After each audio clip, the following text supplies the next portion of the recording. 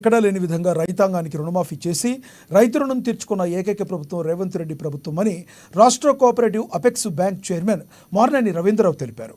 Warangal collector సమావేశ మందిరంలో వ్యవసాయ శాఖ ఆధ్వర్యంలో రైతు రుణమాఫీ 2024 రెండో విడత నిధుల విడుదల కార్యక్రమంలో ఆయన పాల్గొన్నారు.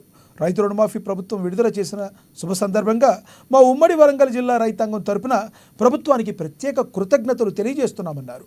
అనంతరం కలెక్టర్ ఆవరణలో రుణమాఫీ చేసిన సందర్భంగా ముఖ్యమంత్రి రేవంత్ రెడ్డి చిత్రపటానికి రైతులతో కలిసి పాలాభిషేకం చేసి స్వీట్లు పంచుకుని సంబురాలు చేసుకున్నారు.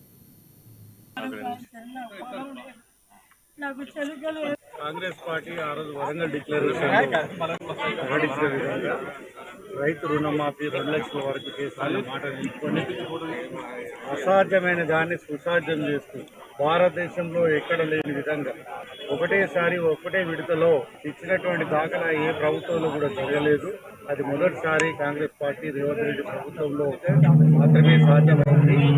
మొన్న 1 లక్ష రూపాయలతోటి ప్రారంభించి ఈ రోజున 1,50,000 ముందుకు నడుస్తూ ఆగస్టు 15 వరకు 2 లక్షలతోటి పూర్తి చేసుకునే దిశగా అడుగులేస్తూ ఒక్క రోజు కూడా గ్యాప్ లేకుండా ఇచ్చిన మాట నిలుపుకునే విధంగా ఆడిన మాట తప్పకుండా చేస్తున్నటువంటి తీరుకు రైతులందరూ కూడా ఈ రోజున వరంగల్ జిల్లాలో సంతోషాన్ని